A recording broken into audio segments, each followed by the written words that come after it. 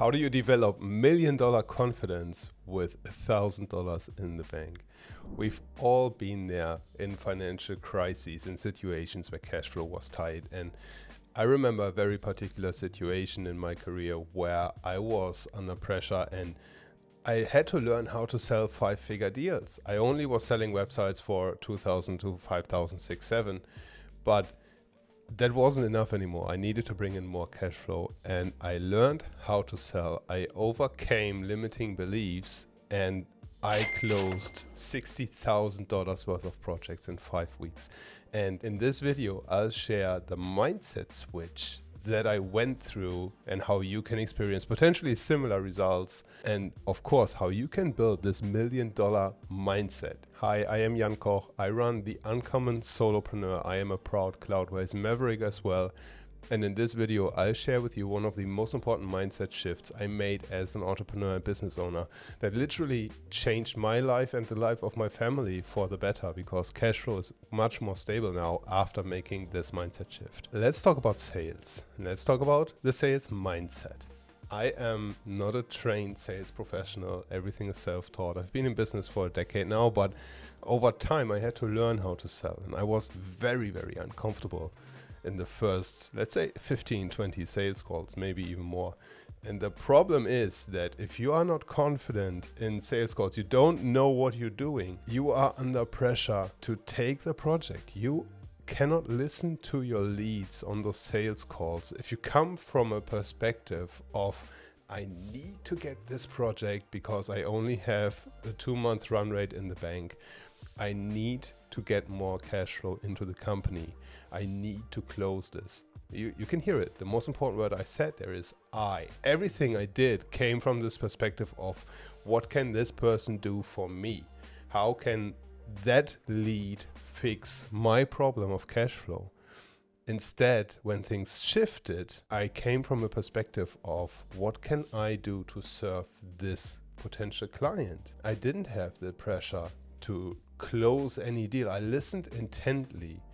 And by doing that, I was able to close way more, because when you come from a serving perspective, your leads will realize that it shines through in the conversation and it completely takes the pressure out of the selling. Some indicators that your confidence might be off are when you're constantly looking for these magic words, these phrases, the exact things to say to close on the phone. And of course, there are frameworks, there are structures for these conversations, how you guide your lead through the decision-making process of whether or not they want to work with you. Is there a single magic phrase that for me personally made the difference? No. It's not. It's the mindset. It is this confidence that I can help the client, that I know exactly what they need. And then on the sales call, I had to develop the confidence to charge more money for the project and to sell them on my skills. And this only can come if you know what you're doing, if you're good at what you're doing. And then sales becomes easy. Because at this point, sales is not a game of, I need to close this person right now. I need to trick them into buying from me. Or I need to somehow magically persuade them that they'll give me their money. Instead, it is a mutual beneficial agreement in that you share, that you understand where your client is at right now, what the challenges they are facing. You can probably even tell them, hey, you are looking at it from the wrong angle. You are really looking at how can I get more sales from my website, but instead you should be looking at A, B, C, D as well, because those things combined lead to more sales organically. And by doing that, by sharing your expertise on the calls, you become more confident because suddenly you are in your area of expertise. You are talking about things you do every single day and you know inside out and forward and backward. And by doing that, by sharing how you can help the client, you can command more money, because in the end, the client will trust you and you can become more confident in putting a 5-figure price tag or a higher price tag if you already charge 5 figures onto your services. Now, building this self-confidence and living it is a completely different game. So far, I've only talked about theory. I only talked about what I changed on the sales calls. Here's the step-by-step process that I use every single day to build my $1 million mindset. Even though I'm not a millionaire yet, I am okay admitting that. It will come, and I am building what I call the $1 million mindset, even though my bank account doesn't reflect that yet. But that's totally okay, because with this routine that I'm about to share with you, I already switched my business up into the next gear. I already leveled up in terms of cash flow, and you can probably do the same if you follow these steps. So this is what I do every single morning. I start with gratitude, listing 3 wins that I had over the past day or maybe over the past week. The point of being grateful is that you can't feel bad. It is impossible to be grateful for something and to also feel bad about things that went wrong yesterday. Really immerse yourself in this positive mindset. Step number 2, I think about 3 skill sets that I have that people have paid me for in the past. Be it building websites, running virtual summits, doing marketing campaigns, doing videos like this, building an online course, you name it, whatever it is that you have been paid for in the past, remind yourself that you have skills that have already brought money. They are proven to work. So you've got everything you need to build up that cash flow again. Step number 3, everything is a journey. You have to be mindful of this. And you're coming back, you'll hear me say mindful over and over again in this video. And that's because everything is a journey. There's no end goal for us as entrepreneurs. The pole is always moving forward. And if you reach that next milestone of, let's say, $1 million a year, then you're looking at 2 million, then you're looking at 5 million. It always keeps moving. So we are always on this journey, and it is okay to go through financial situations that are stressful.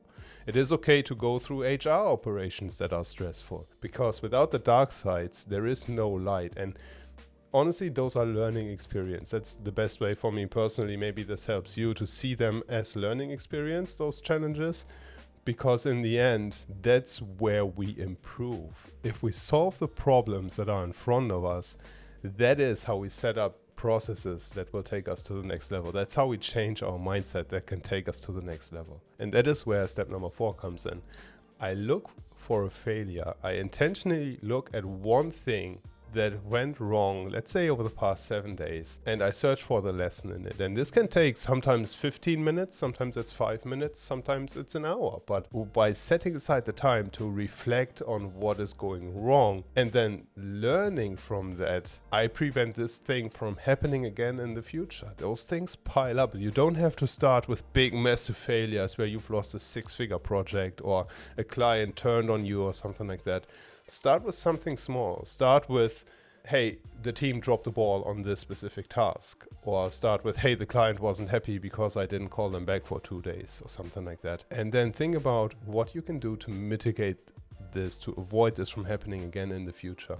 By doing that over time, you're building a rock solid foundation for your business, and that calms your mind because you know that you have this rock solid foundation in place. And step number 5, very, very important, but also very difficult to do, remove negative self-talk.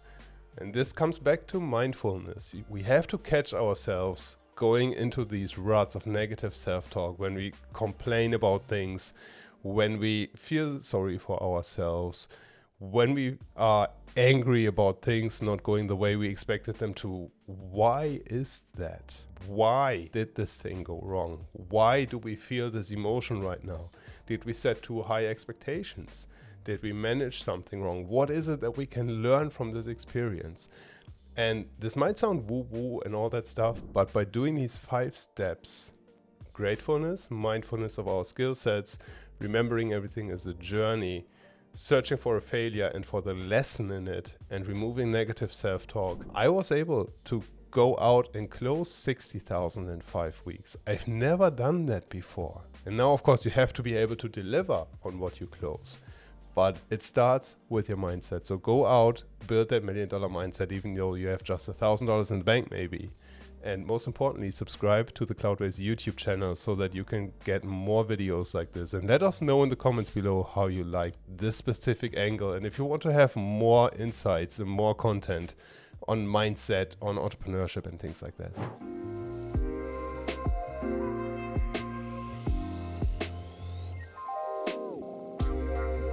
you.